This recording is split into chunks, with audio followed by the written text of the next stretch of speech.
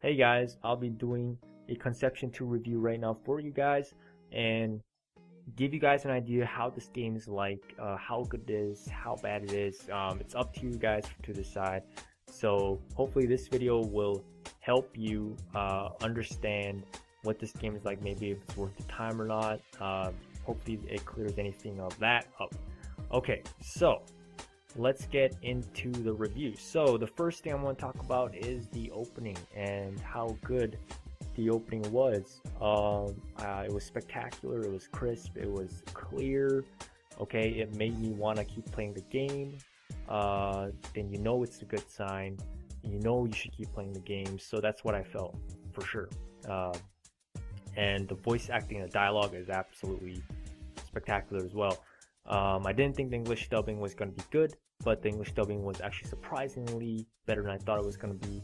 So kudos to those voice actors and actresses that did it for this game. It wasn't awkward, it wasn't weird, it wasn't really strange. It was definitely more fluid. So good job, guys. And so basically what happens in the introduction is you're a male protagonist that comes and I guess saves this world. Pretty much you come down as this god's gift. You're like this chosen one that comes down and you fight off monsters for this world and pretty much save the people. So that's pretty much the premise of the story. And typical, you know, cliche JRPG story. That's what I'd say. That's how I'd describe it. And basically this game really revolves around this concept called classmating, and I actually think that's really funny. So let's get into that. We'll get into that in a bit. So basically, here's the city right now. We have basically this is the city that will show you. This will basically be the outline for most of you guys. You can unlock the other facilities later or stuff like that, but anyways, this is the main city. So we got the dorm room, the church, the shop, the comm station, the lab, Labyrinth, academy, training facility. The dorm room is basically where you personalize stuff. Shop is where you buy, sell, equip, stuff like that. Comm station is your wireless network station, right? It's the global network. Every game has that section, DLCs and stuff like that. The lab is the lab is where you get your quests done, right, from the dungeons, which is the Labyrinth.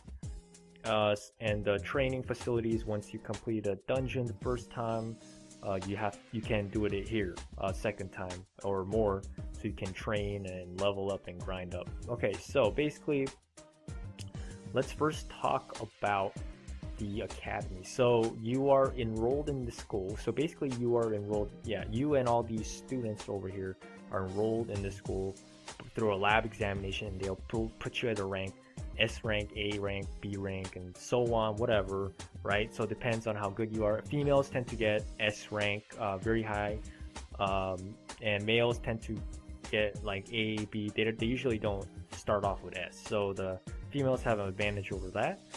And these students, or these pupils of this academy, are known as disciples, and you are the chosen one. Anyways, that's who you are. But so you're a little bit stronger, I guess. So basically, what you can do in the academy is you can see the 3 hearts on the top. That's your stamina. So that basically shows you how many times you can talk to the female. So it's 3 times basically a day, I guess, in here. But there's no day in this game because there's no time. There's no time limit. There's really no time limit. This game goes on forever, so you can spend as long as you want, really. So the 3 hearts is basically the 3 times you can talk to. And you can only talk to them once per day. So fuuko, like if I talked to fuuko already, right? So that's already used up, so she's blacked out. And for example, I'd use Narika and Serina, then that'll be done for the day. And I can't talk to Chloe or Ellie. And the guys are not really important, and actually none of these people are important. Down here, these people are just kind of like side dialogue, stuff like that. But what's most important, I'm gonna get back to it, is the classmating, which is this game. What the concept this game revolves around, classmating. So what classmating is basically you make good relationships. Okay, you make romantic relationships or whatever, with these female classmates. And then classmating, mating, guys, mating means like sex, so basically you get to have the mating with one of these classmates after you open up a dialogue. So basically you get these bond points down here. You can see it says 109. So when you have 100 bond points, you are able to have virtual sex.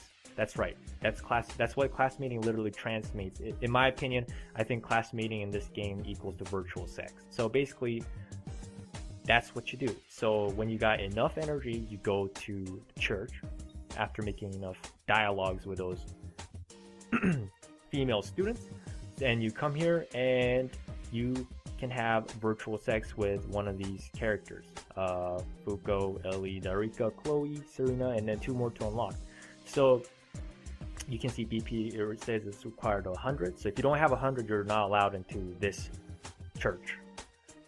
Basically, that's what the church is for. And that's really strange to me that church is the place to have, I don't know, sex. But anyways, it's virtual sex. But I think the concept is really funny. We got the heroine data. We got her name Fuuko Amika. So we got smiley face, purple bar, blue bar. You see that bars around, that's the relationship. So I guess if you fill that all in, you are gonna get this special, probably romantic dialogue at the end. And we have some knowledge about her. She likes fresh croquets, doesn't like bugs and ghosts, and she's a generous girl. So you'll get unlock more of these as you open up more dialogues in the academy.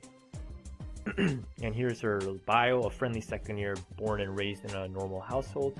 She enjoys swimming and hopes the skill will be useful in fighting monsters. Okay, so basically so when you have 100 energy that you want to use, you go to this page, and then Matryoshka, basically Matryoshka, free to use by all. So what's funny is that this Matryoshka is basically the virtual fetus, the virtual womb of the star child that is going to be born between this female and you.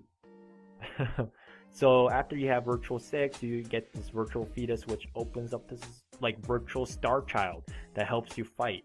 And what's funny is that the star child in the they help you fight in the dungeon, right? But while you stop in the dungeon, they'll say like, "Oh, daddy," stuff like that. I mean, it's kind of weird, you are actually daddy, like no joke. So I'm not gonna get into the actual process right now because maybe some of you don't want to see it.